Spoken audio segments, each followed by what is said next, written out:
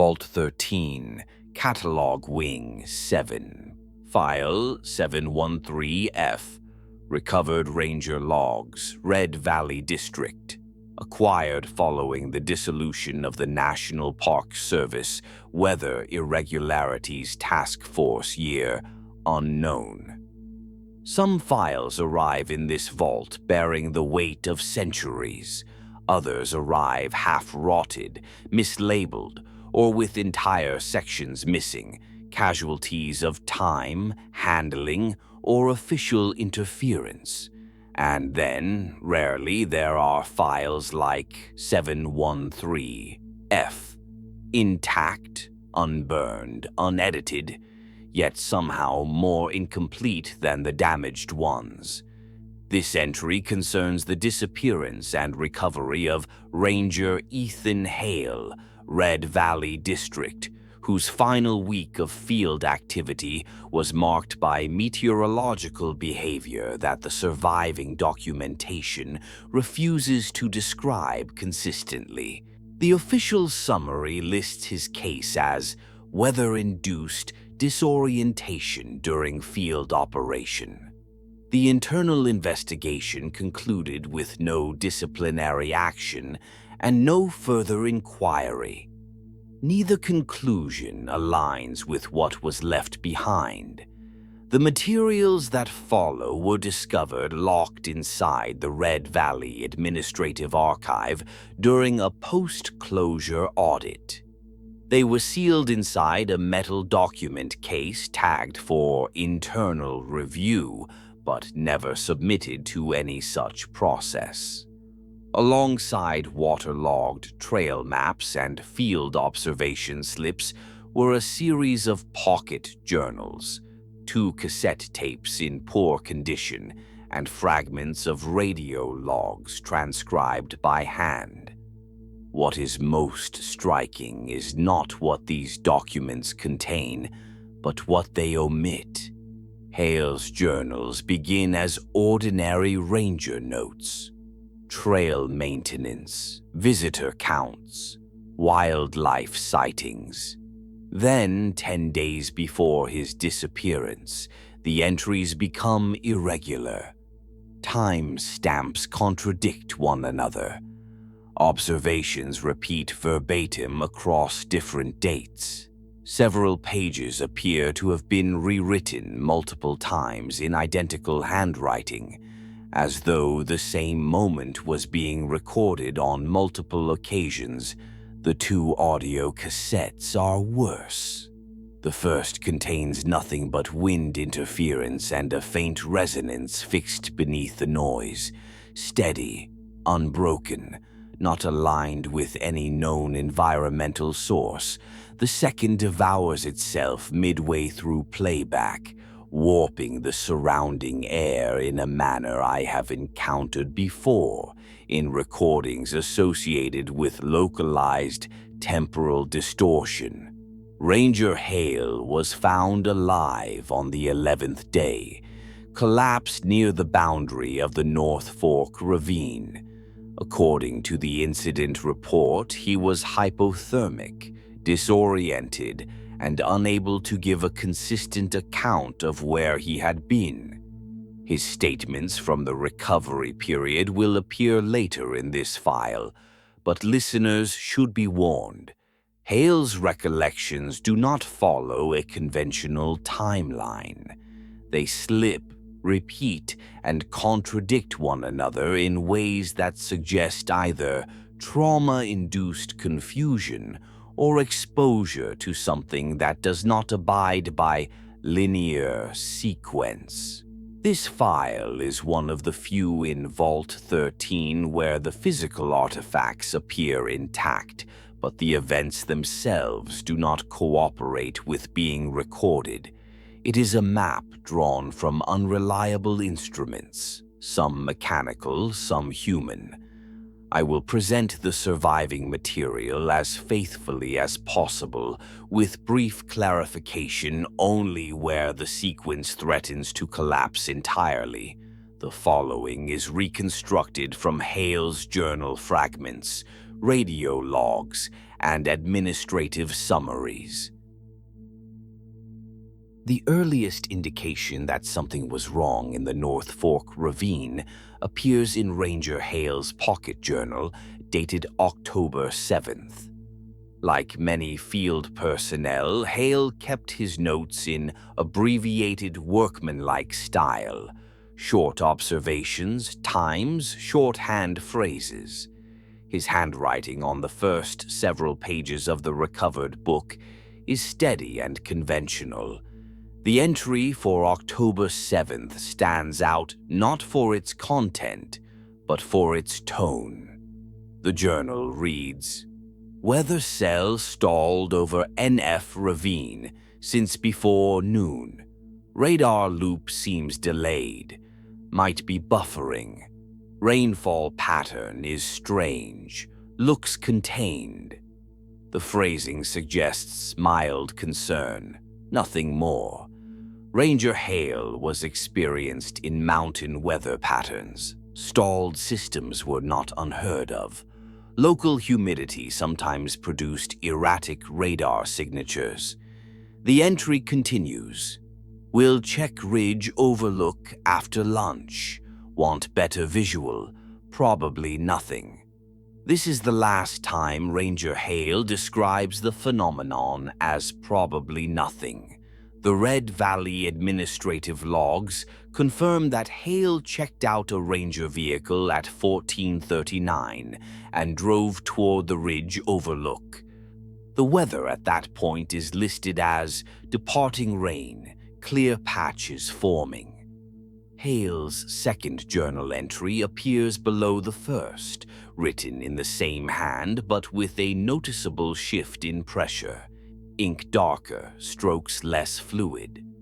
Ridge view confirms. Rainfall column is stationary, approximately 200 meters wide. Boundary sharp. Surrounding forest dry. Storm cell does not advance. Sound carries strangely. Thunder repeating in place. Check radar feed again. The phrase "repeating in place" is underlined twice. Here the archivist must add context. Thunder does not repeat in place under ordinary circumstances. Sound propagates through the atmosphere. It travels. Even in narrow canyons, echoes decay and vary.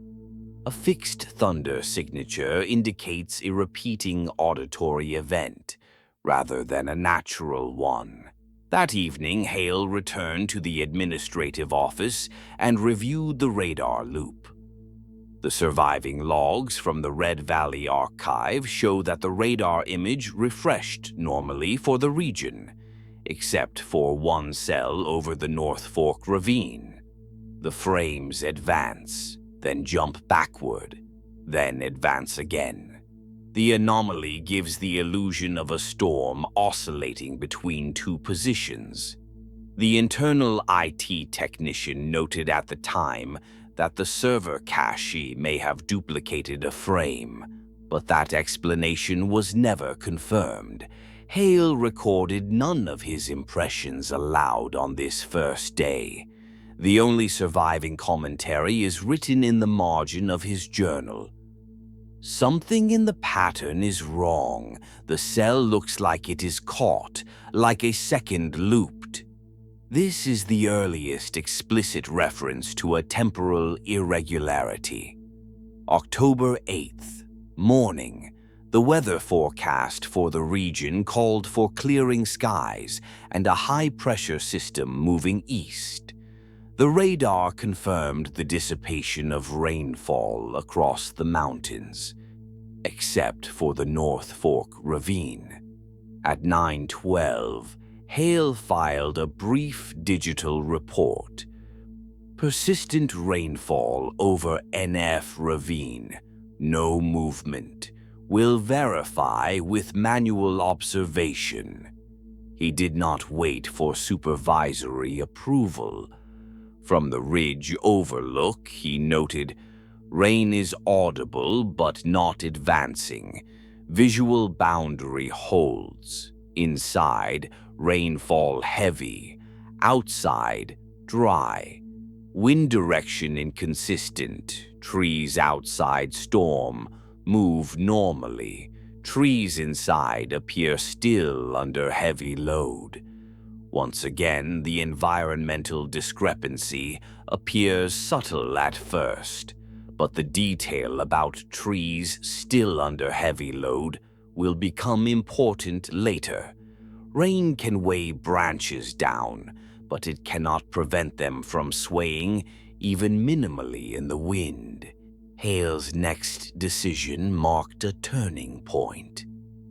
At approximately 11:40, he parked at the North Fork trailhead and approached the ravine on foot. This is the earliest instance of human proximity to the boundary. His journal notes: sound increases sharply near boundary. Visibility shifts. Air seems thicker, denser, hard to explain. What Hale refers to as thicker air is a recurring motif in temporal anomalies documented elsewhere in the vault. Localized increases in temporal density often present as pressure differentials or distortions in the refractive quality of light. Then, the first direct observation of the boundary. 20 meters in rain, visible through trees. Boundary looks like a haze, though air is dry on this side. Put hand through. Immediate heavy rain. Impact. Withdrawn boundary is static, no shifting edges. Hale does not describe fear in this moment, but the next line suggests his instincts were beginning to warn him. Feels artificial, like stepping through a surface, not into weather.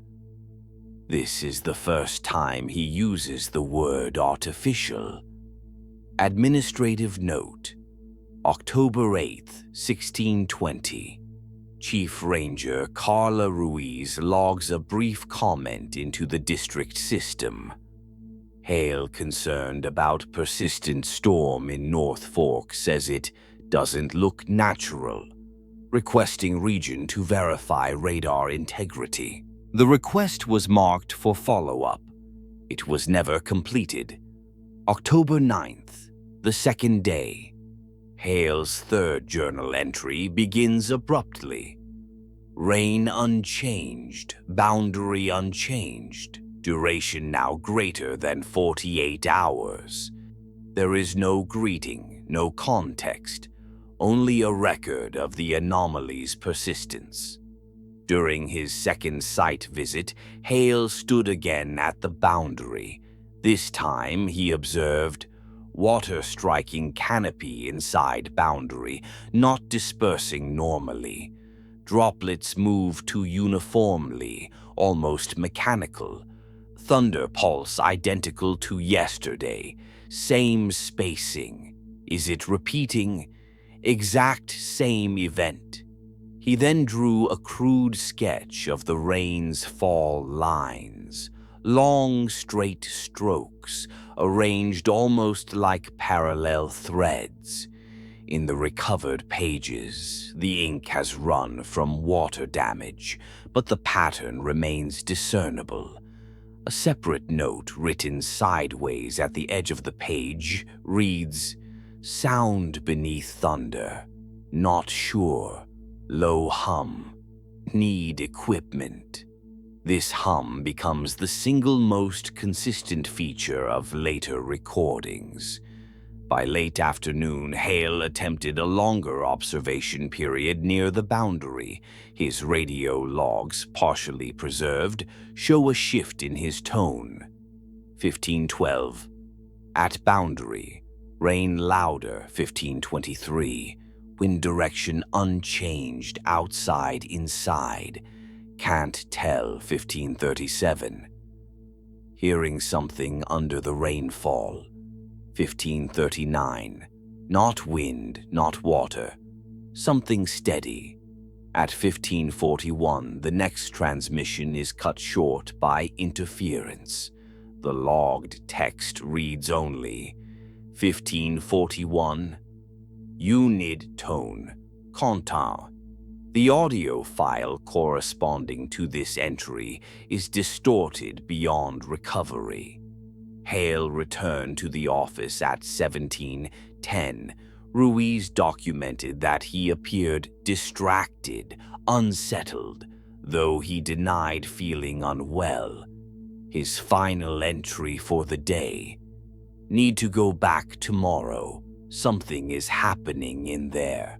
The material from October 10th marks the point at which Ranger Hale's observations begin to drift from environmental concern into something closer to fixation.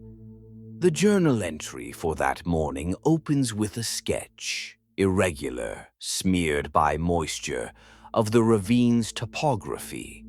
Hale rarely sketched anything in his notebooks, and the drawing itself is out of proportion in ways that suggest memory rather than measurement. He labels the central shape only as the column. Beneath it he writes, "Rain still falling, same volume, same sound, no shift, no drift, no change. If this were a real storm system, it would have moved by now. Pressure cells should have broken apart." He then adds a line that reveals his state of mind more clearly than any observation. Feels like it is waiting for something. October 10th, midday observation. At 11 o'clock, Hale conducted what appears to be his first deliberate attempt to map the boundary. He approached the storm from 3 different angles: North Ridge, Central Trail, and the lower southern slope. His notes show a methodical precision. Distance from boundary to ridge overlook, consistent at all points. Boundary curvature suggests radial shape may not be cylindrical, could be domed. The distinction is important.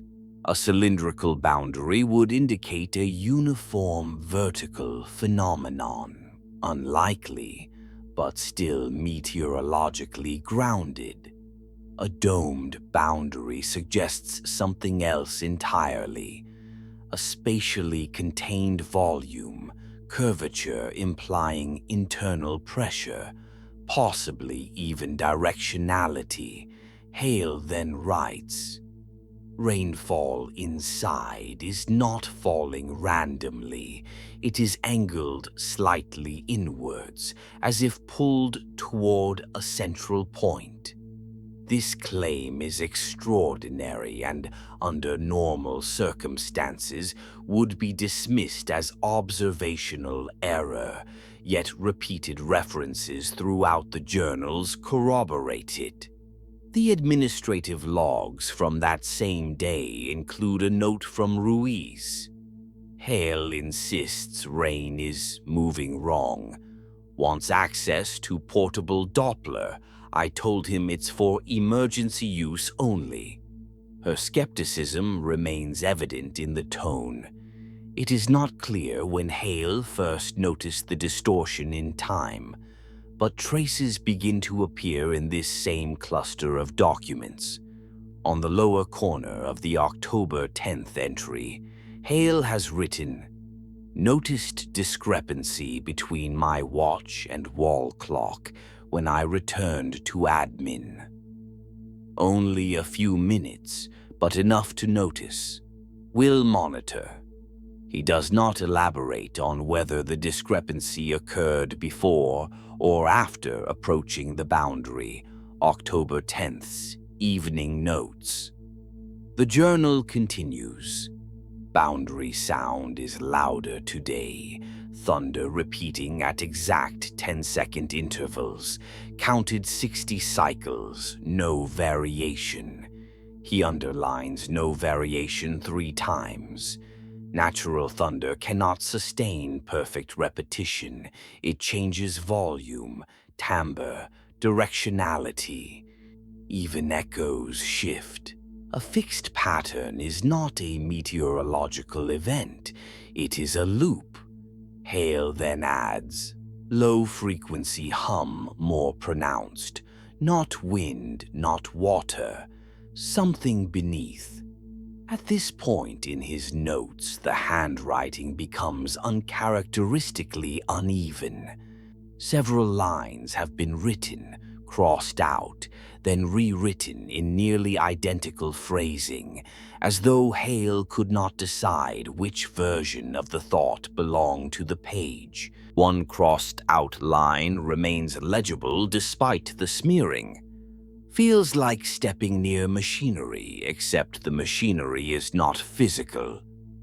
This is an unusually poetic description from Hale, whose writing was otherwise terse and literal. October 11th. Early morning, Hale returned to the ravine before sunrise. Radio logs captured his check-in at 6:14. NF boundary. Rain, audible, visibility poor. Moving to lower access. Ruiz acknowledged the call and instructed him to maintain hourly contact. The logs record his confirmation. His journal for that morning shows increasing agitation. Couldn't sleep, rain was still in my head, heard intervals. Same pulses as yesterday. Thought I heard something else in it. Hard to describe. Need to go back to confirm. He includes a small diagram representing the rainfall pattern, a series of evenly spaced vertical lines, and adds a second layer of shorter, diagonal marks. These appear to indicate harmonics in the sound, or at least Hale's perception of them. Half the page has been smeared, likely by wet gloves or clothing, but enough remains to show that he believed the storm contained two overlapping sequences. This is the first reference to what would later be called the double pattern effect, the first recorded temporal discrepancy. At 9:50, Hale contacted the office. Still at NF boundary stable returning by 11. Ruiz acknowledged. He returned at 13:02. Hale's immediate explanation, preserved in Ruiz's handwritten notes, is simple. I must have walked slower than I realized. He insisted he had remained near the boundary, no more than a few hundred meters down the trail. No reason exists for this discrepancy, especially given the terrain and Hale's experience. Ruiz's note reads, says he was out for just over an hour. Was gone nearly 3. Doesn't seem alarmed, more confused than anything. This is the first reliable evidence that subjective time inside the ravine began to diverge from external time. October 11th. Evening review. The journals from that night are markedly more fragmented. Several entries overlap one another. Some sentences repeat on the same page, written with slight variations, as though the writer was unsure which version came first. He writes, boundary unchanged. Boundary still unchanged. Boundary is still unchanged. Then, on a separate line, something is accumulating inside. He does not elaborate, but the phrasing will appear again 3 days later in his final intact entry. Hale then attempts to draw the boundary shape again. The curve is smoother, more deliberate, and significantly more circular than his previous sketch. He shades the center heavily, then writes beside it, noise strongest here. The noise refers to the hum, which was by now a constant thread beneath the rainfall. Near the bottom of the page, almost as an afterthought, he adds, "Saw movement inside. Not sure if human. Could be reflection. Will verify." This is the first mention of what he later calls figures or shapes inside the storm. The line is followed by a long empty space, almost half the page, then a single sentence written in noticeably smaller handwriting. "If someone is inside, they have not been moving forward." Administrative concerns. October 12th. By the next morning, Hale's behavior had become concerning enough that Ruiz filed a short internal memo. Hale returned very early to the office, looked exhausted, says he has to go back. I advised rest. He refused rest day, wants to observe storm again. Her final line. Either something is really wrong in NF or Hale is overworked. Need second opinion. Region did not respond that day. At 10:20, Hale returned to the ravine. His journal shifts into brief, clipped words. Hum stronger. Trees inside leaning wrong. Water lines unchanged. Then a more detailed observation. Leaves inside rain are not falling. Suspended? No natural explanation. Outside line is sharp. Inside line barely moves. Once again, the implication is one of preserved motion. A moment stretched out, refusing to follow natural decay or drift. His final note for the morning. If this is weather, it is weather trying to be something else.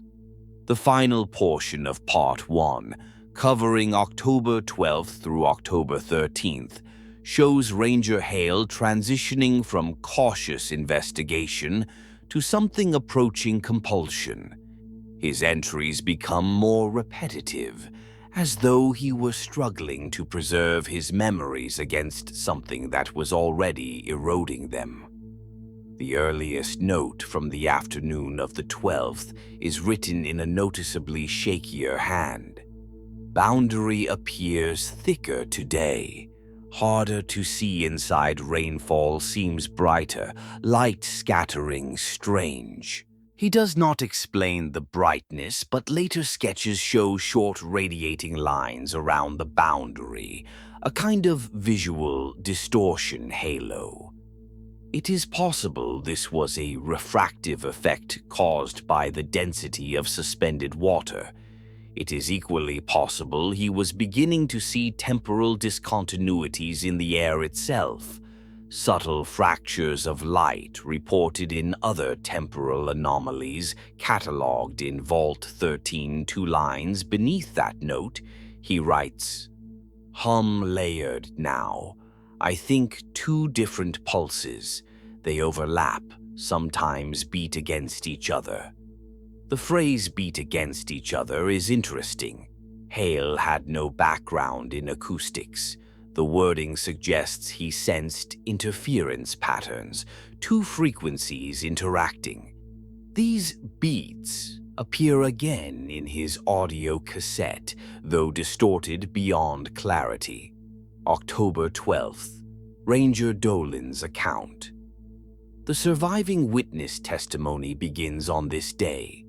Ranger Joshua Dolan, who worked with Hale for 3 seasons, provided an internal statement after the incident.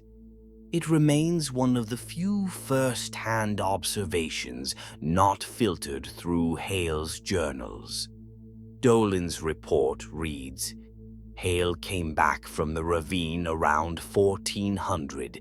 He looked like he hadn't slept in days, eyes unfocused. Clothes soaked, even though it wasn't raining here. I asked if he'd crossed the boundary, and he said no, but the way he said it was hesitant. I told him he needed to take a break. He just kept saying, "It hasn't moved. It hasn't moved." I asked what he meant. He pointed at the sky and said the storm was stuck and that it was doing something to the valley. He mentioned the hum again. I told him I couldn't hear anything. He looked at me and said, "You will." Ruiz added a small administrative annotation beneath Dolan's statement. Possible auditory hallucination, but rainfall truly has not moved. Verify. This marks the first moment where the staff began considering the anomaly as more than Hale's personal fixation. October 12th. Evening Journal. Hale's final notes from this day are more disorganized. The formatting breaks down. Some sentences repeat, others trail off mid-line. Examples include rain constant, sound not right, boundary stable, no drift. Then a sudden, more complete line. If sound is stable and thunder is stable and rain is stable, then time inside storm is stable, not moving forward. This is the clearest articulation of his theory, though the idea appears earlier in fragments. He then writes, "Trees inside boundary not aging, leaves not falling, branches not rebounding. It holds them, like a moment suspended." On the facing page, "I think the storm is not weather. I think the storm is an event." He does not explain further. October 13th. Early radio logs. The radio transmissions from this day begin normally 0712. Hale checking North Fork boundary. 0713. Copy, Ruiz replies. 0742. Boundary visible. Rainfall unchanged. Advancing 50 meters. 0743. Ruiz. Keep line of sight. Maintain hourly check. 0743. Hale. Understood. The next log stands out. 0811. Hale. Repeat last. We didn't copy. 0817. Hale. Respond. No response. 0834. Hale. Status check. Do you copy? 0841. Ethan, answer the radio. Finally at 0855. Sorry, I thought I answered. I didn't hear the last transmission. Still at boundary. The discrepancy here is notable. Hale believed he had been standing still for 15 to 20 minutes. The logs show he was unresponsive for more than 40 October 13th. Journal notes. Hale's journal reveals his perspective on the same time frame. Time feels strange today. Hard to tell how long I've been here. Sound in my ears makes it hard to think. He draws another sketch of the rain's fall lines. This one is more detailed, with arrowed curves showing the inward pull toward the ravine's center. Beneath it, something inside the rain, maybe shapes. Hard to see. Movement feels wrong, like seeing someone through thick glass. He hesitates, then writes, "Saw a figure, maybe, tall, leaning." This is the first explicit mention of the phenomena later called rain figures. Reports in other files occasionally describe similar distortions during time-locked events. visual impressions caused by moments repeating or partially superimposing. However, Hale's next edition deviates from what could be dismissed as visual illusion. Not sure if figure was facing me. Hard to tell. Rain hides all features, but I think it turned its head. The line is written faintly, as if he was unsure whether to commit the thought to paper. October 13th, return to admin.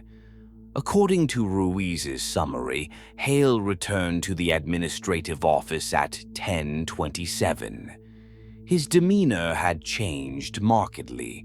She writes, looked pale, said he lost time again, sat down heavily like coming off a long hike, but he was only out there 2 hours by the clock. The shift from observation to involvement begins on October 14th. Up to this point, Ranger Hale's interactions with the North Fork anomaly had been limited to the boundary, brief incursions of a hand or boot, never more than a few tentative steps. His journals from earlier dates reflect caution, even when his interest bordered on obsession. But the morning of the 14th is different. The first line of his journal reads, woke up hearing it again. Thought rain was hitting the roof, but sky is clear. He underlines clear twice. The administrative weather report for that morning confirms fair skies and a high-pressure system settling over the region. No rain, no wind, no thunder. Yet Hale writes, sound wouldn't stop, same hum, same spacing, felt like it was inside the walls.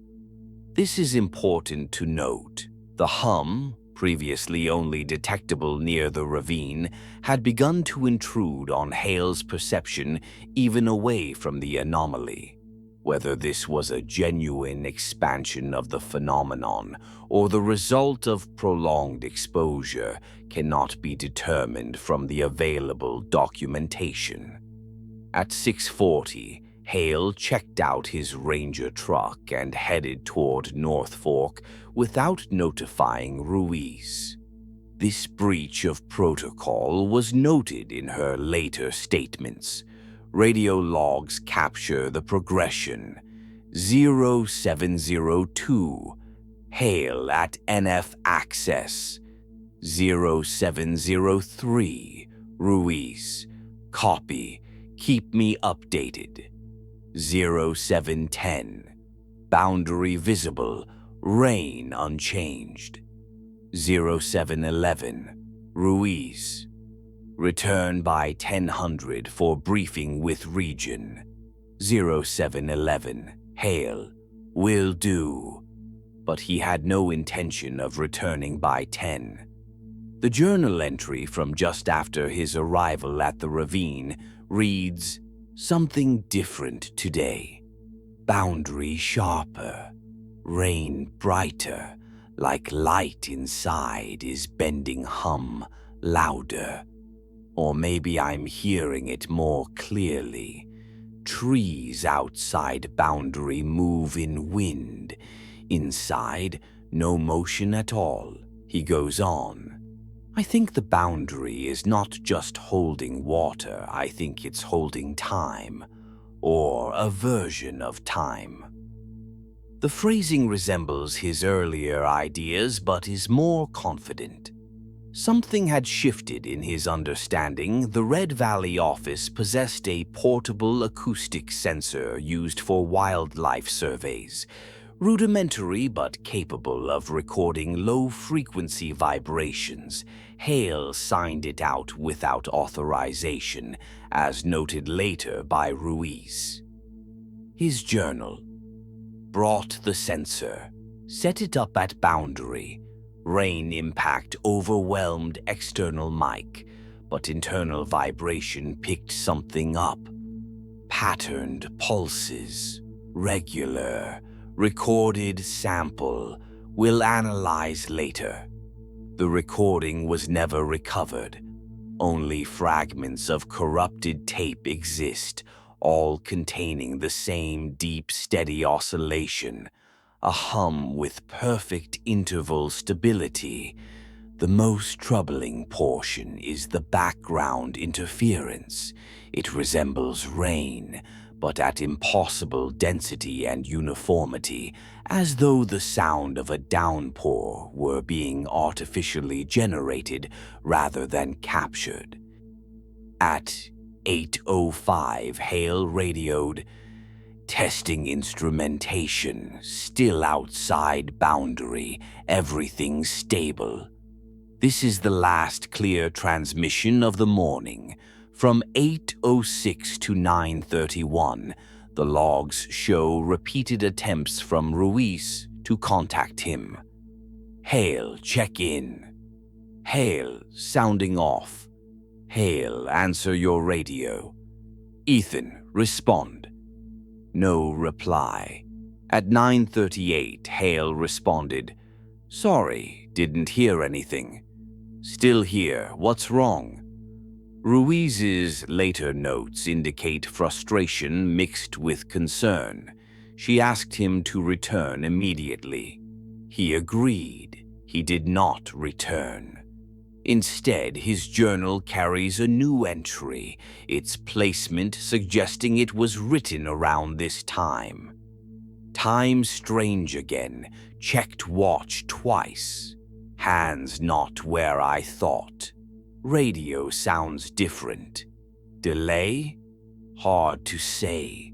Rain inside boundary seems closer than before." The phrase "closer than before" is difficult to parse. The boundary did not move. All reports confirm its fixed diameter. But Hale's perception of distance was changing. Exposure, visual distortion, temporal drift affecting sensory input. The vault has no definitive answer. Between 9:40 and 10:20, Hale's location is unknown. No radio contact, no administrative checks, no witness accounts. His journal, however, contains a partial reconstruction of that window. Walked south along boundary. Rain loud here. Vibrating ground. Maybe saw something inside, like a shadow but vertical. Maybe tree? Hard to tell. Then a faint, almost hesitant line. It leaned. He does not describe what it was, but the way the sentence stands alone indicates importance. This is the second time Hale refers to a leaning figure inside the storm. On the opposite page, smeared by water intrusion, is written, "Not moving forward, just repeating. Same motion over and over." This correlates with his earlier suspicion that temporal stutter, or frame repetition, was occurring inside the anomaly. Radio contact was briefly re-established at 10:43. Hale returning now, 10 minutes. He did not arrive until 11:18. Ruiz's notes. Hale came in soaked again. No rain anywhere else in valley. Says he stayed outside boundary but clothing completely saturated. She adds, eyes unfocused, speech slow, hands shaking. Her tone shifts sharply in the final annotation. He said he heard the storm breathing. Asked him to repeat. He changed subject. The phrase breathing appears nowhere else in Hale's journals. This is the only documentation of him describing the hum as anything resembling organic. By midday, Chief Ranger Ruiz made a direct attempt to remove Hale from field duty. she drafted a temporary suspension pending medical evaluation. That document was never delivered. Hale left the office without notifying her. His journal opens the afternoon entry with, "Have to go back. Can't stop thinking about center of storm. Something there." He underlines center repeatedly. Hale drove to the ridge overlook at 1400. This is confirmed by the vehicle log, though the timestamp appears inconsistent. The ignition record shows 1312. The parking record shows 1547. This nearly 3-hour discrepancy is unexplained. From the ridge, Hale's journal indicates a disturbing new observation. Storm darker at center now, outer edge same brightness, inner core darker, like light being pulled inward. The curvature of the dome had increased subtly. Hale notes, boundary looks thicker, interior harder to resolve, shapes more defined. He does not specify what shapes, only. Not sure if they are inside rain or behind it. Temporal anomalies in isolated geographic depressions are documented in fewer than 7 files across the entire vault, and most involve incomplete evidence. The growth of a boundary's opacity, combined with inward light pull and auditory harmonics, resembles 3 of those cases. Each resulted in disappearance. Each had a center. Each drew subjects inward. The last journal entry of the day is brief and precise, unaffected by tremor or rambling. Storm is not decaying, it is concentrating. Tomorrow I will go closer. He writes one more line underneath, smaller. Something inside is aware. The material from October 15th begins with a single phrase that appears at the top of Hale's journal page, written larger than his customary handwriting. It's louder today. No other context, no timestamp, just those 3 words. The first complete entry beneath them reflects a subtle but significant shift in his perception. Woke up hearing the hum again. Not sure if external or internal, hard to separate. Thought I heard rain when I opened my eyes, but it wasn't raining outside the housing unit. Sound seems to remain in my ears after I leave the ravine. This is the earliest clear evidence that Hale was experiencing what clinicians describe in analogous cases as residual temporal resonance, a lingering echo of an encountered anomaly, often described by subjects as sound, pressure, or vibration. He proceeds. Tried to note the rhythm, hard to match with anything I know. Too even to deliberate, feels like the storm has a heartbeat. He crosses out heartbeat and replaces it with no, not heartbeat, interval. There is no evidence that Hale checked in with Chief Ranger Ruiz before leaving the station. The vehicle log shows the truck was removed at 7:16. Ruiz's later statement confirms she did not see him that morning. The next record of his location is a radio transmission at 7:48. Hale at North Fork Access. Ruiz, who had only just discovered the missing truck key, responded sharply. You were supposed to stay in today. Return to station immediately. Hale replied, Will do, just checking the boundary first. He did not return. His journal, later recovered from the administrative office rather than from the field pack, contains the entry likely written shortly after this exchange. Can't go back yet. Have to see if it's changed. Storm sounds closer, even from trailhead. Something is different today. He sketches the dome again, this time with shading concentrated near the center. A series of short vertical lines radiate outward, tapering as they reach the boundary. Beneath the drawing, rain pulling inward faster. Unnatural gravity doesn't explain. Around 8:10, based on estimated walking time, Hale would have reached the same point where he had stood the day before, but his notes suggest the boundary felt nearer, as though the ravine had shrunk. Actual measurements later found no change in terrain. His journal, trees at edge seem more warped or time-warped. Trunks are slanted, but not by wind or gravity, like they're being bent forward. Rain inside still falls straight down, but moves wrong, too fast, too even. Then a line that appears twice on the page, as though copied and recopied. Thunder pulse exactly the same as yesterday. He underlines exactly both times. Dolan, upon discovering Hale's absence, drove to the ravine in hopes of finding him before he stepped over the line. His filed account provides additional corroboration.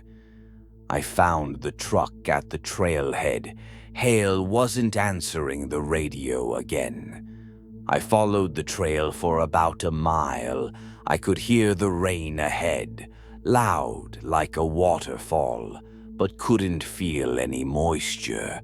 Sound carried unnaturally.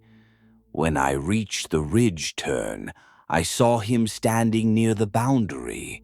He was facing the storm and didn't respond when I called his name the first time. When he finally did turn, he looked somewhere else, like his eyes weren't adjusting right to what he was seeing. Dolan approached him and attempted to pull him back toward the trail, but Hale resisted, not violently, but with a detached insistence that he needed a little more time. Time. Dolan noted the word choice. At 8:42, Dolan radioed Ruiz. Found Hale at NF. He's distracted. Not sure he should be out here. Ruiz instructed Hale to return immediately. He agreed reluctantly.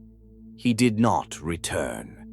Between 8:42 and 9:51, there are no contact logs, no recovered recordings, and no witness statements establishing Hale's movements. Dolan believed Hale was walking behind him toward the trailhead. He reports checking over his shoulder every minute or so, but at some point Hale was simply gone. Dolan's statement.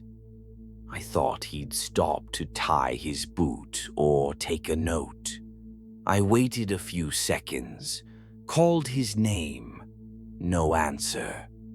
I walked back the way I came. Nothing. It was like he stepped off the trail without making a sound. Search efforts during that hour found no trace. Later analysis of Hale's journal reveals 4 pages written in this period. 3 appear overwritten, as though multiple attempts had been made to document the same memory from different angles. 1 page begins. Boundary no longer looks static. Edges flicker, like frames, skipping. Another. Rain inside seems thicker, like walking into a wall, hard to breathe near it. A third saw movement again, Not animals, not wind. Figures, hard to tell. Same leaning motion. Only one line appears identically on all three. They are not living things. At last, the radio captures Hale's voice again. "I'm here, I'm fine, just lost track of where I was." This is followed by a 15-second burst of background noise, not present in earlier transmissions. Audio analysis in the vault identifies no known meteorological signature. The waveform resembles an electronic hum, steady, undistorted, overlaid with the sound of rain at impossible density. Ruiz asks, "Where exactly are you?" The answer, "I'm still near the boundary, I think. Hard to say." This phrasing, "I think," becomes significant in later sections. Hale's journal shows a shift right after this transmission. The words become tighter, as though written by someone suddenly aware of implications he had not previously considered. He writes, "Rain line sharper, you can see exact place water starts. Not natural. Hum much louder, inside skull, hard to focus, think something is aware of me." He pauses, then adds, "If I stand still, hum changes. If I move, hum changes, like it's tracking me." This is the first time Hale assigns agency to the hum. He sketches the dome again, this time with concentric rings radiating outward from the center. Along the outermost ring, he draws 6 small marks. They appear evenly spaced. He writes, "Intervals." Several unrelated documents corroborate what Hale noticed next. Weather satellite data, later confiscated and sealed, show a faint darkening signature at the storm's core, visible not in standard meteorological imagery, but in thermal contrast overlays. The anomaly appears as an absence, a cold void. Hale describes it similarly. Center is darker now. Rain near middle, almost black. Not absence of light, more like light being pulled inward. He circles the phrase "pulled inward" beneath it. Trees close to center look wrong. Trunks bend slightly toward it. Slight curvature, like gravitational pull, but horizontal. No physical force in known meteorology could produce this effect. At 11:24, Hale arrived at the administrative office. The desk clerk described his condition in a written internal note preserved in the vault. He looked like he hadn't slept for days, uniform drenched, eyes glassy. Came in like he was walking uphill even though he wasn't. Dropped sensor equipment on counter and said, "It's changing," then walked out before I could ask anything. He went directly to his housing unit. He stayed inside for nearly 5 hours. During this period, he wrote the following in his journal. "Something is happening inside. Something central. Boundary feels closer every time I go. If it is tightening, why? Rain is not falling like rain anymore. It is falling like a script. The word script is unusual for Hale, unusual and troubling." He closes the entry with, "Tomorrow I am going inside." The material from October 16th marks the final stage before Ranger Hale crossed the boundary. The tone of his journal changes drastically, shifting from analytical to almost resigned. Words repeat, Diagrams recur, and entire paragraphs appear to have been written twice on the same page, as though he could not trust the sequencing of his own thoughts. This is the last set of entries in which Hale writes as an observer. Hale's first line of the day reads, "I woke up with it already there. Didn't have to listen for it." He continues, "It is not in the air anymore, or not only in the air. Feels like it's in the bones of the building floors, walls, me." Then an unsettling admission. "I can't tell when it stops. Maybe it hasn't stopped for days." This is consistent with recorded cases of temporal resonance. Subjects often report that certain sounds persist internally, even after physical separation from the anomaly. Underneath, in smaller handwriting, "Hard to sleep. Hard to think between the intervals." He drew 5 parallel lines, each with a small dot at its center. Beneath them, he wrote, "Beats. Something inside the storm is beating time." At approximately 7:10, Hale left his quarters and walked directly past the administrative office without checking in. 2 staff members saw him but did not confront him. By 7:26, the truck log shows he had taken a vehicle and departed for the North Fork trailhead. Once again, Ruiz arrived minutes later and attempted to raise him on radio. 7:34.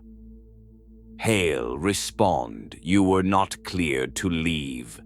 7:36. "Ethan, answer the radio." 7:41. "If you can hear this, return immediately." 7:46. "Ethan, say again your location." No reply. The earliest response from Hale comes at 8:02, nearly 30 minutes later. "I hear you, at Boundary."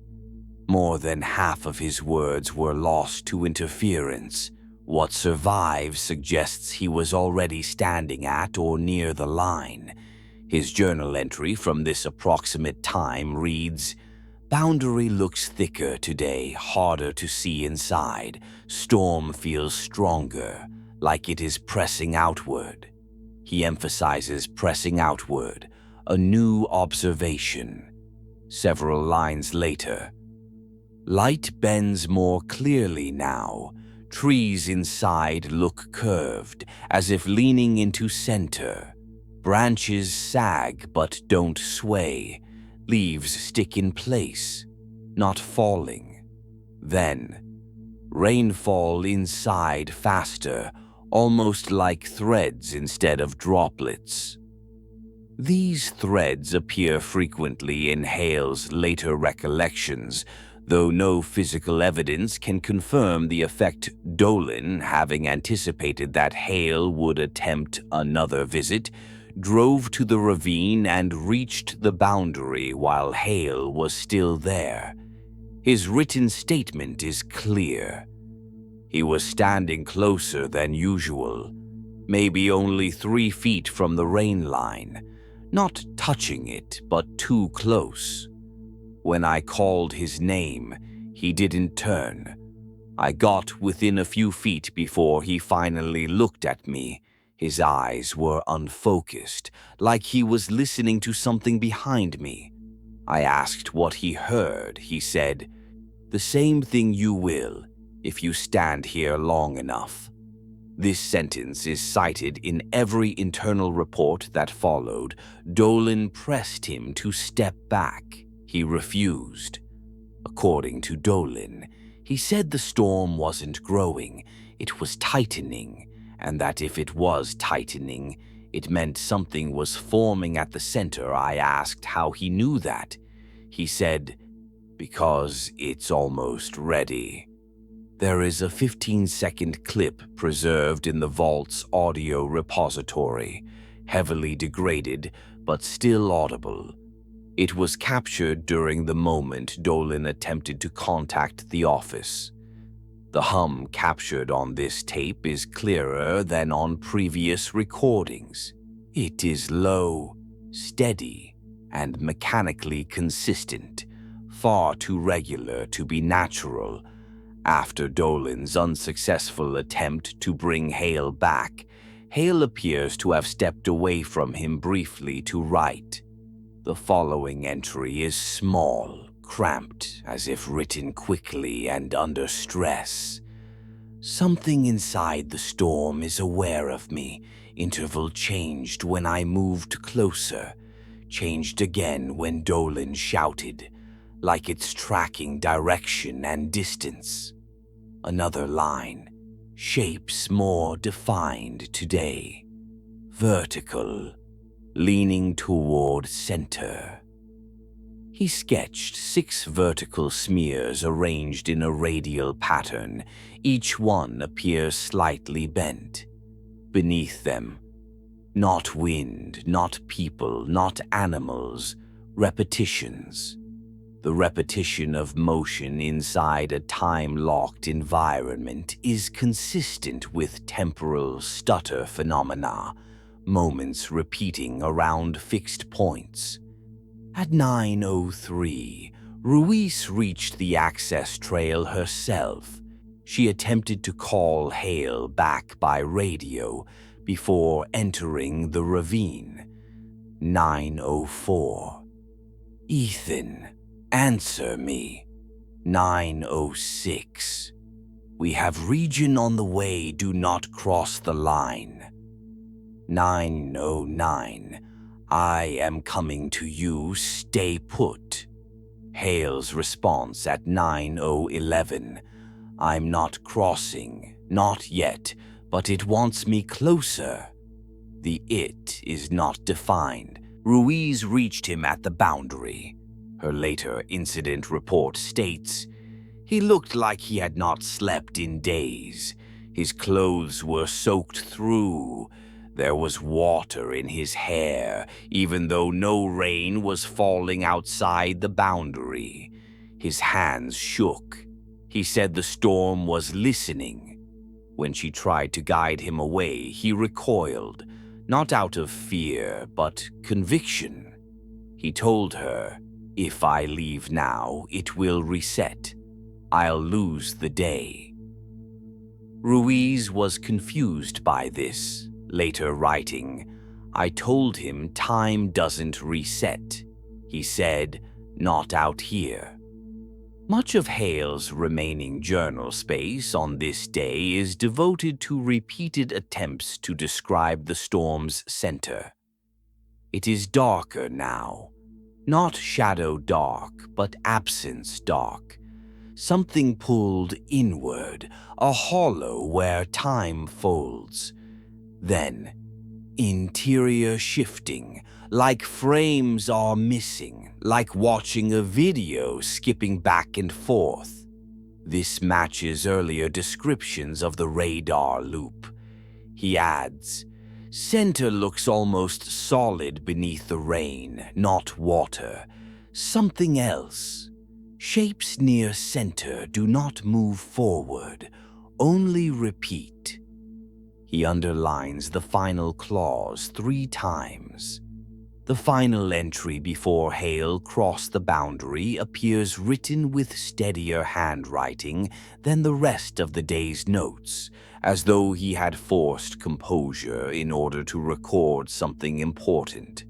It reads, this storm is not a storm, it is a space, a moment held open. Something is keeping it in place, something central. He draws a circle again, wider this time, and shades the entire interior. Then one final sentence, written at the very bottom. Tomorrow I go inside. The surviving evidence of what Hale experienced after crossing the rain line is fragmented, degraded, and in several places corrupted beyond restoration. But enough remains: scrawled notes, partial audio, inconsistent timing in the surrounding radio logs, to assemble a reasonable account of his first minutes inside the anomaly. His own journal entry begins not at the boundary, but several steps inside, as though the first moment had already slipped from him. The handwriting is jagged, written under pressure. Rain hits me twice, first on skin, then again. Same drop, same impact. He strikes the page hard enough to dent it with the pen tip. Feels like the moment doesn't know which version of me to land on. The recorder in his jacket captures a dense wall of noise during these first few seconds. Rain striking something with unnatural uniformity. Each impact is identical in volume and spacing, as though the environment were generating sound rather than following physical behavior. Underneath it, a steady vibration begins, faint but unmistakable. A hum, continuous, low, and mechanically perfect. Hale mutters something during this fragment, but all that survives is a breathless, "Not right, not weather." Before the tape shrieks and stabilizes again, he attempts to describe the interior later. The air is thicker, not hot, not cold, just dense, hard to move through, like pushing against a second version of the same air. He advances a few more steps. The forest behind him disappears almost immediately, swallowed by rainfall so tightly spaced that individual droplets blur into streaks. Visibility shrinks to barely a dozen feet. The trees ahead, warped inward, bent toward an unseen center, appear distorted, elongated. Their surfaces ripple in a faint, jittering motion, as if caught between frames. In one of the Archivist's cross-referenced notes, this frame split phenomenon matches temporal fragmentation documented in File 402J, where a subject described the environment as several versions of itself flickering. Hale had no knowledge of that incident, yet his description is nearly identical. He writes, "My feet sink, but nothing splashes. Ground accepts the weight but doesn't move. Mud feels like it's remembering where it used to be." He draws two overlapping boot shapes, one slightly offset from the other. Beneath them, I'm not sure which one I'm standing in. His breathing grows ragged in the recorder. His voice trembles as he says, "The hum, closer, adjusting to me." Though the distortion makes it difficult to distinguish one word from another, the hum rises and falls in almost regular waves beneath his speech. He steps further in. The storm is not a storm at all, not in any meteorological sense. Every droplet of rain follows a fixed path, repeating a short motion in place before merging into the next fall.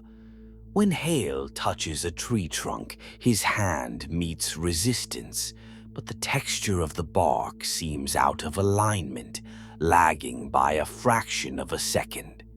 He jerks his hand back and stares at it, as though expecting to see something foreign clinging to his skin. He whispers into the recorder, "It's falling too many times, over itself. Same drop, same sound." Then, more softly, It's folding. His journal notes that the thunder, a low, distant rumble heard every 10 seconds outside the anomaly, is no longer detectable as sound. Instead, he feels it through the ground, pulsing through his legs in steady, mechanical intervals. He writes, "Thunder is not sound anymore. It's pressure. It's beating something." These words appear several times across multiple pages, rewritten each time with growing urgency. Only when he reaches a clearing, if it can truly be called that, does he see the first shape clearly. The recorder captures a faint intake of breath, then a broken whisper. There. He sees it ahead of him, a tall, vertical smear, vaguely human in its proportions, but wrong in every way that matters. The shape repeats one motion again and again, a slight lean forward, a stuttered shift to the right, a slow return to its original position, and then the entire sequence loops. Hale watches it for several seconds, though time is unreliable here, before realizing that its cycle repeats with an unnerving lack of decay or variation. His handwriting tightens. It's not a person. It's a moment of a person. He underlines the word moment so hard the page buckles. As he moves around the shape, its edges jitter like an interrupted video frame. At one angle, it appears solid, at another, almost translucent. He cannot tell if he is seeing the past, an echo, or something trapped in a temporal loop. This phenomenon has been observed in other vault entries, temporal residue manifesting as repeated micro-events. But they are usually faint. This one is strong, coherent, sustained. Hale breathes heavily on the recorder. He whispers something like, "Don't look at it, then. It's leaning to something." Before the audio distorts again, he takes a step closer and freezes. "I thought it was facing away," he writes, "but its head, if that's what it was, tilted. Not toward me, toward the center." Another scratch of the pen tears the paper. It's listening. The Archivist interjection here is necessary. In at least 3 temporal anomaly incidents stored within this vault, subjects report loops that appear oriented toward an unseen focal point, always the area of greatest compression. Hale's observation matches this precisely. The hum intensifies. His recorder vibrates audibly. Hale's breathing quickens. "The hum rises when I step," he writes. "When I stop, it waits." In another fragment of audio, his voice shivers as he says, "It knows where I am." Light itself becomes stranger. The deeper he moves, rain starts to glow faintly, reflected or refracted from an unknown source. The ground darkens. The trees lean more sharply, curving like metal softened under tension. Hale sees more shapes at the edges of his vision, some in partial loops, others frozen mid-motion. He approaches a second figure, this one narrower, stretched vertically like a shadow drawn upward. It flickers once, twice. Its motion resets like the first. He blinks, then steps slightly to the left. The figure disappears, replaced by a different posture. Arms slightly forward, torso twisted. He realizes he is seeing multiple iterations of the same moment, out of order. He tries to write while standing there, but the ink runs down the page where raindrops, stuttering raindrops, strike his hand, repeating frames. he writes. Not ghosts, not illusions. Something inside the moment won't move forward, so the people in it can't.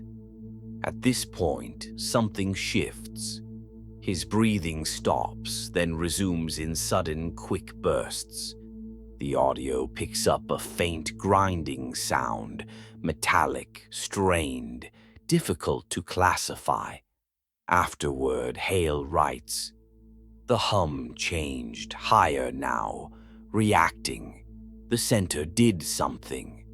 He does not elaborate yet. When he looks ahead, he sees nothing but darkness through the rainfall. Not shadow, but an absence. An impossibly clean void that seems to swallow the repeated drops. He writes, "The center is pulling light, pulling sound, pulling the moment. The storm is tightening." Hale begins walking toward it. The remaining pages from this portion of the journal grow increasingly smeared, likely from exposure. But their content, though fractured, suggests that Hale was already approaching the final region of the anomaly. The next segment of the record appears to occur deeper inside the compression, where the environment destabilized further. The only consistent marker of distance that Hale could rely on inside the storm was the hum, which grew stronger as he approached the center. The rain was no longer falling downward. It was moving inward, drawn toward the dark depression ahead. He writes that each droplet seemed to accelerate slightly the closer it came to the void. But because each droplet was also repeating its fall, the effect was disorienting, producing a false sense of motion across multiple planes at once. His hand trembles visibly in the handwriting. Several lines trailed downward as though he struggled to stabilize the pen. "Every direction leads inward," he writes.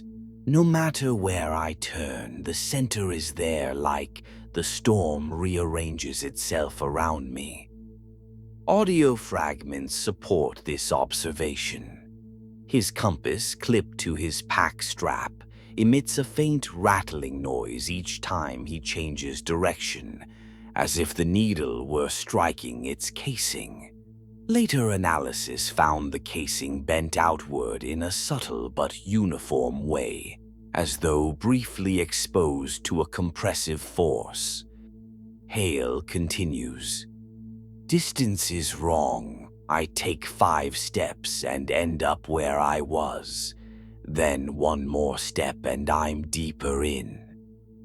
He circles the words "wrong distance" twice.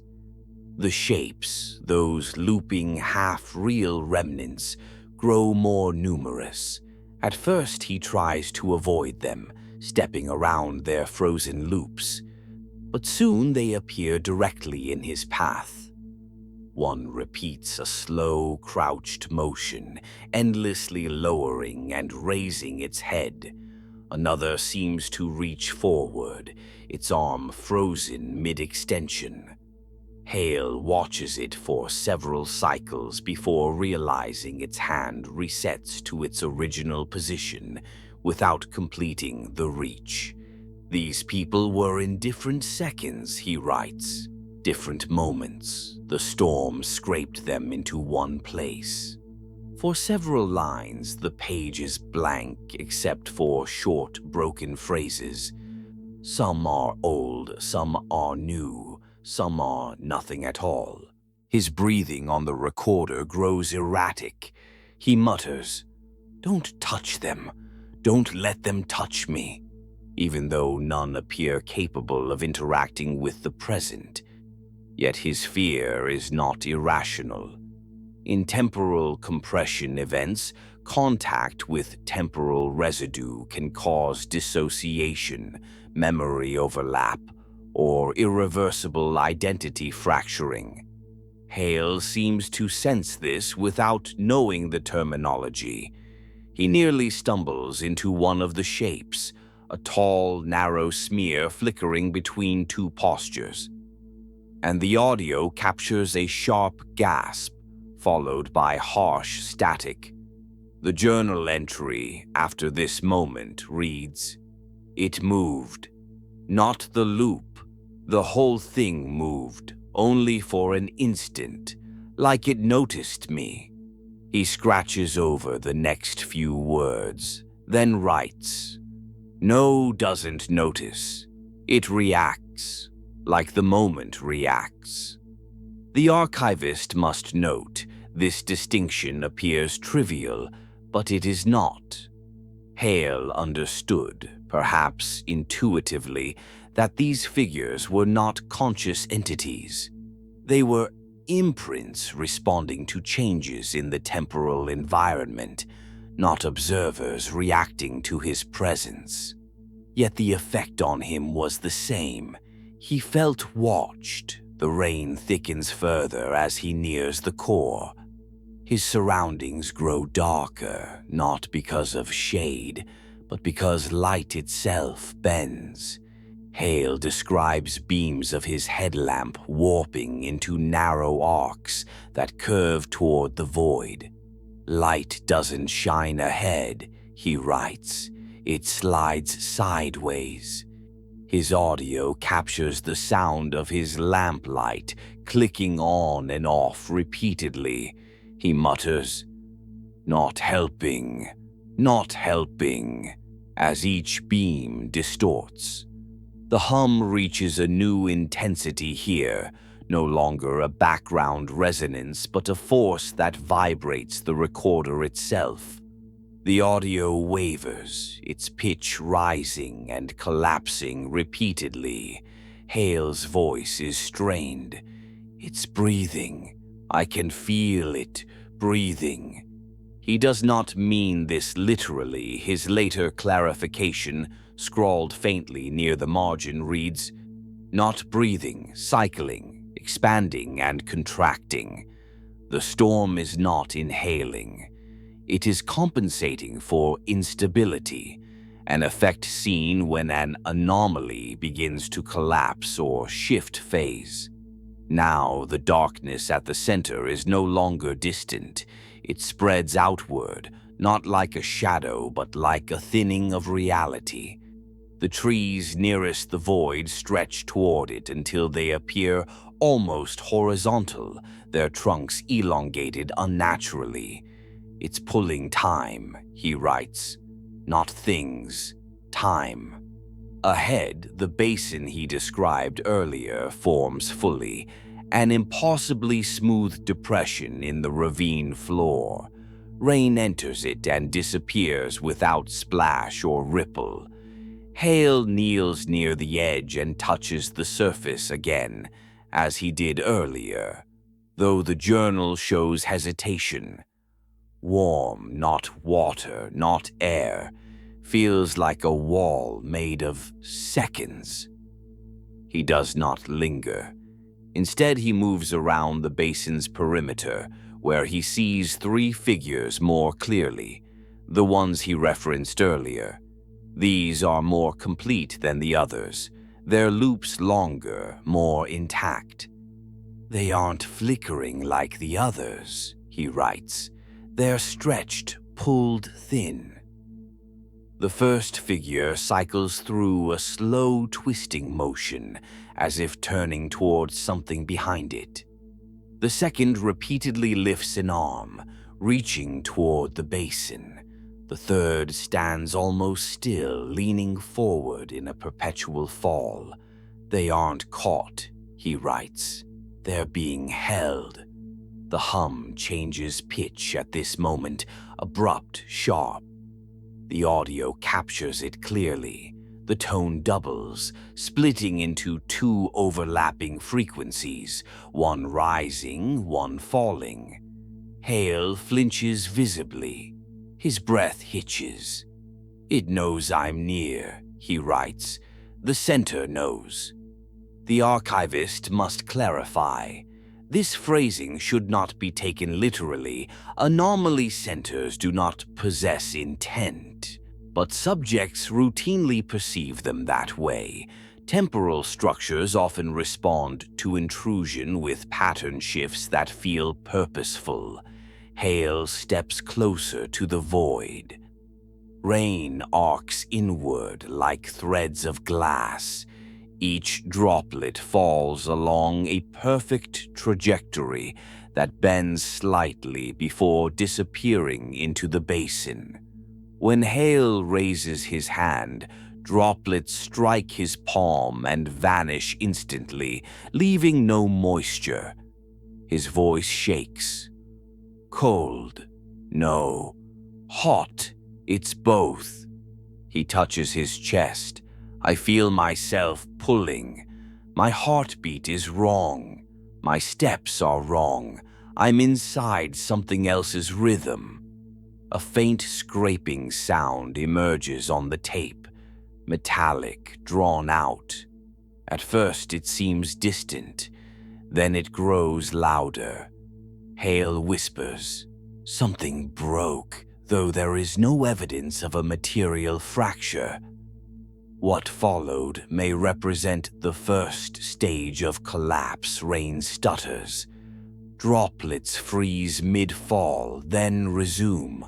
The shapes flicker violently, cycling out of order. One of them, the stretched figure, begins to extend its arm beyond its usual loop. It reaches further. Its posture elongates unnaturally, as if the boundaries of its cycle have dissolved. "They're not locked anymore," Hale writes in frantic strokes. "The loops are breaking." The recorder captures him stumbling backward. The hum spikes, higher, sharper, and the rainfall begins to invert, falling upward for a fraction of a second before slamming downward again. "Something is happening at the center," he writes. The moment is folding harder. He tries to retreat, the first sign he knows he has gone too far, but each backward step leads him sideways instead of outward. He can no longer tell if he is moving away from the void or orbiting it. "I think it's pulling me," he writes. "It's using the rain to pull me." Another audio spike, another crack, louder, sharper. A low trill of warped frequencies surges across the tape. Hale gasps, then shouts, "It's opening." He does not describe what that means. He only writes, "The center split, a line, a vertical line. Then, there's something inside the line." This is the final complete sentence he produces before the collapse sequence begins. The next portion of the surviving materials is the most severely damaged. Audio artifacts overwhelm the recorder. Ink blurs across multiple pages, but enough remains to track the moment the anomaly underwent its final contraction. What follows occurs at the threshold of total collapse. The final minutes of Ranger Hale's time inside the anomaly are the most difficult to reconstruct. The audio degenerates almost entirely into layered distortion, rain folding over itself, the hum splintering into multiple competing frequencies, and Hale's voice buried beneath it all. His journal entries from this period are smeared beyond readability, except for the occasional word or line carved deeper into the page. Still, through those fragments, a sequence emerges. Rain stops behaving like rain at all. Hale describes droplets that hang in the air like beads on invisible strings.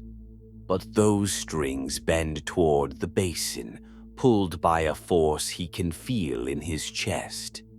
The center, already dark, begins to glow faintly, though not with light. Hale writes, "It's bright without shining, a paradox that appears in two separate fragments." His breathing grows frantic in the recorder. He whispers, "Too loud, too close." Though the hum itself seems to cancel out most of his speech. He approaches the line he saw, the vertical split forming in the center of the void. "It's thin," he manages to write, "like a tear in a curtain. Not open yet, but moving." The shapes near the center react first. The tall, stretched figure extends its arm farther than before, reaching past its usual loop. Hale watches the fingers elongate, bending toward the tear. The second figure twists unnaturally, its torso bending almost 90 degrees. The third, nearly frozen in its perpetual fall, begins to tilt forward, as if leaning toward the opening. "They feel it," Hale writes. "They remember it." This phrase repeats several times, though its meaning is unclear. Behind him, the shapes further out flicker violently, their patterns no longer synchronized. Some loops accelerate, others slow. A few collapse into static smears that dissolve entirely. The storm is losing coherence. The structure holding the anomaly together, rhythm, repetition, tension, begins to unravel. The hum fractures. The recording captures a sudden sequence of stuttering pulses, each one sharper than the last. It sounds like machinery overloading.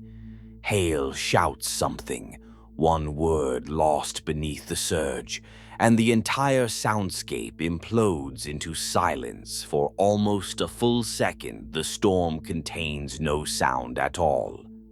Hale writes, "Everything stopped." But stopping does not bring relief. Instead, the moment stretches. Trees lean further inward, as if caught in a suction. Rain threads tilt toward the tear. Even the basin's surface, the unnatural, unbroken film, begins to flex and ripple, its warmth rising until Hale can feel it radiating through his boots. "The moment is collapsing," he writes. "The storm is pulling back into itself."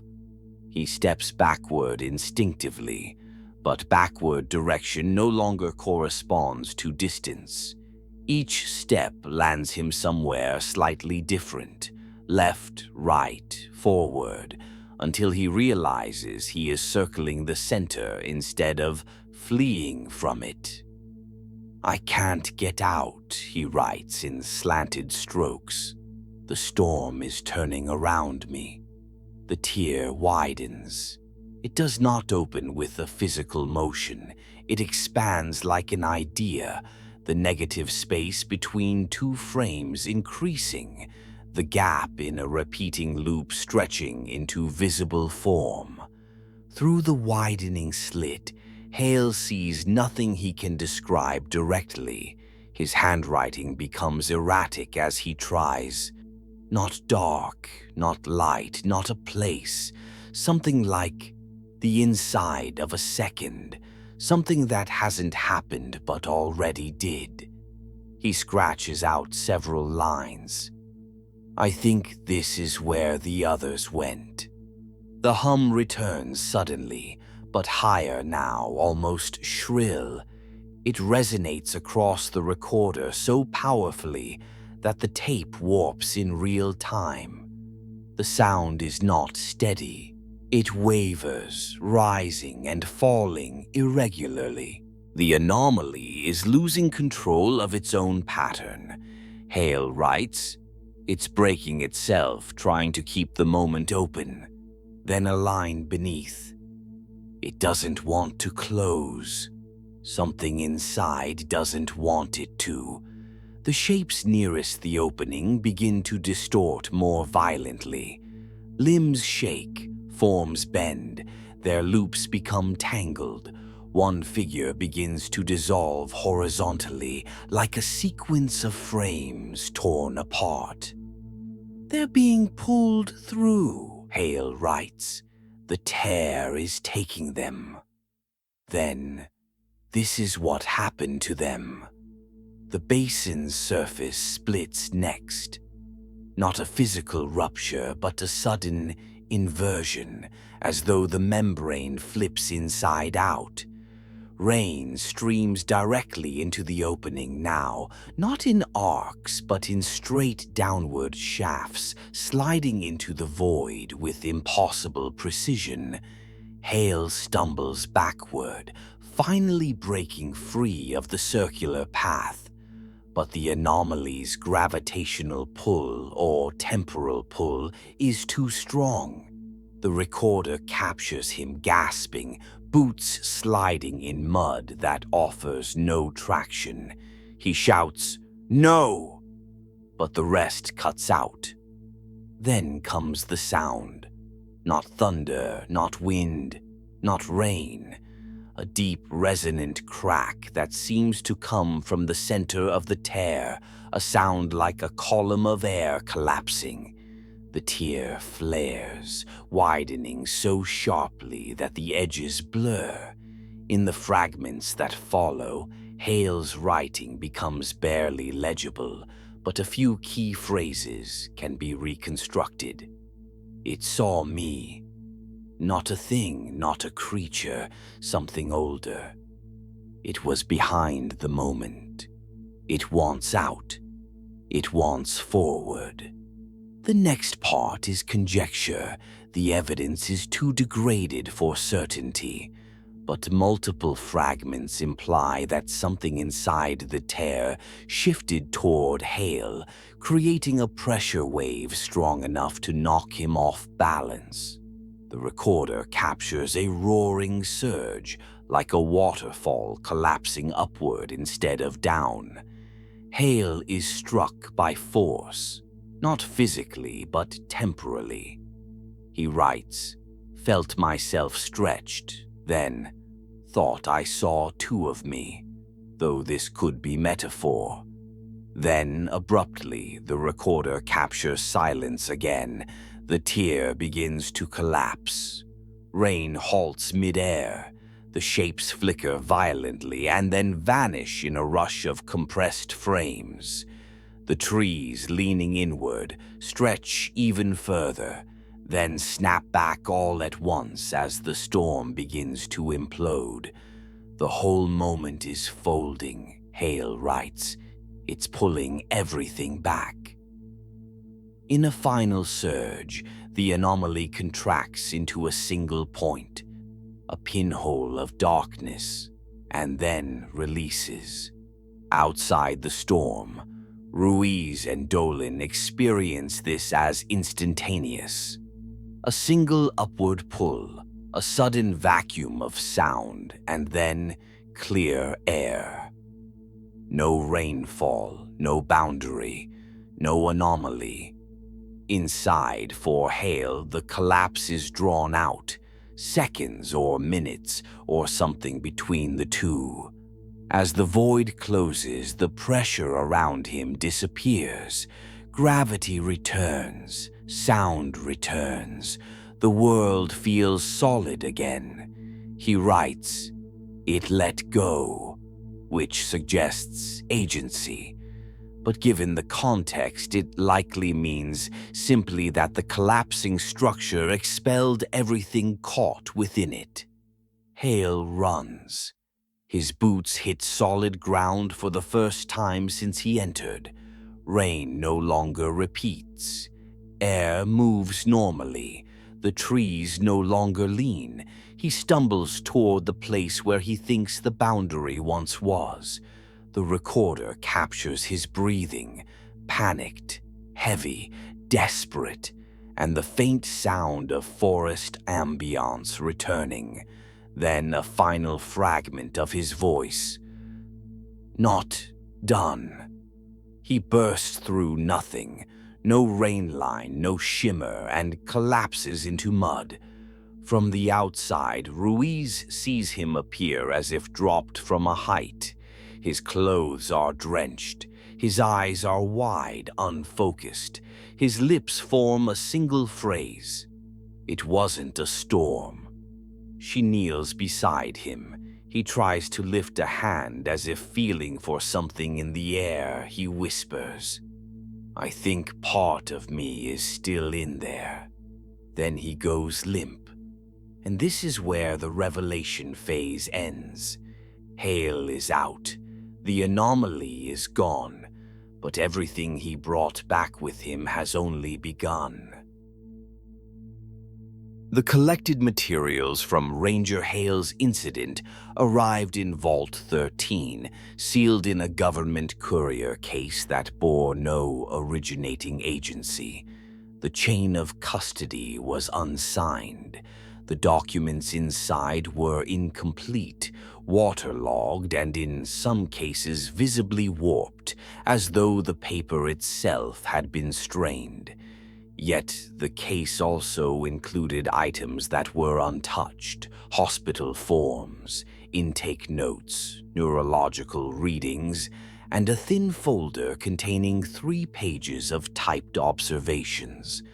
Unsigned, undated, printed on unmarked stationery. The inconsistency is familiar. Whenever a temporal rupture intersects with federal jurisdiction, the paperwork tends to lose its own sequence. Ranger Hale survived his extraction, though the days following his rescue contain more gaps than clarity. His recollections fluctuated. He spoke calmly one moment, then stared at a wall as if waiting for something to finish happening the next. Physicians recorded no structural brain damage. His neurological patterns stabilized, his vitals normalized. Yet several staff members reported feeling uneasy in his presence, as if the room subtly changed temperature when he entered. None of these impressions appear in the official documentation, but they appear in the margins. Handwritten comments, crossed out, rewritten, then crossed out again. When Hale was interviewed 48 hours after the event, he provided an account remarkably consistent with his field journal. He described the storm as a moment that never closed. He said the shapes inside were remainders of individuals who had encountered that moment before him. He stated several times that the anomaly was not meteorological, not physical, not even spatial. He said it was a place outside itself.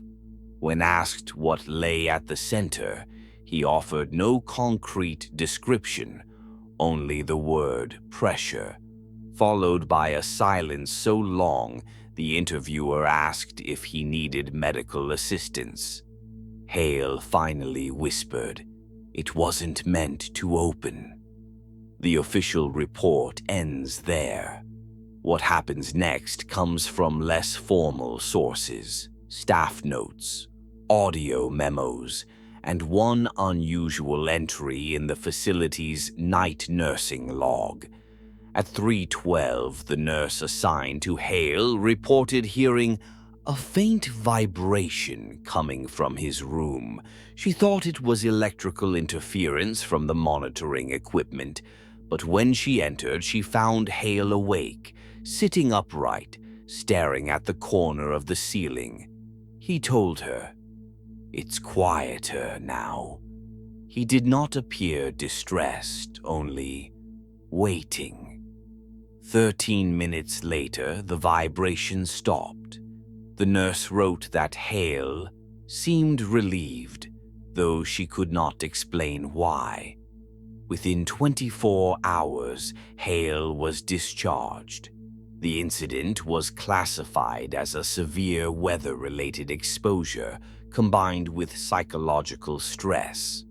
The ravine was closed indefinitely due to structural instability. The anomaly left no trace, no damaged trees, no soil displacement, no meteorological residue. This absence is often the clearest sign. One note survives from the unmarked folder. The paper is crisp.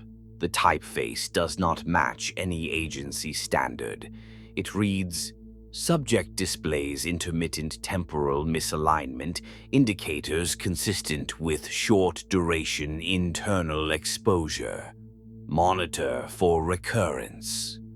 High probability of residual contact." Residual contact, a phrase used sparingly only in cases where the individual may not have fully separated from the event. Ranger Hale left the region soon after, voluntarily transferring to a district farther south. No subsequent anomalies have been recorded in his vicinity, but 2 months after the incident, he mailed a short letter to his former supervisor. It contained only one sentence. "Sometimes I hear the interval again." The envelope carried no return address. The case was closed without escalation. The ravine was reopened under a new designation, its previous records sealed. Visitors who hike through the area today experience nothing unusual. No stalled rain, no fixed thunder, no distortion of light. The moment is gone. But moments do not disappear. They reposition. And if Hale is correct, if part of him remained inside the collapse, then something of the ravine may carry him as well, a remainder. A resonance, a faint vibration in the structure of a second that should have already passed. File 713F has been added to the vault.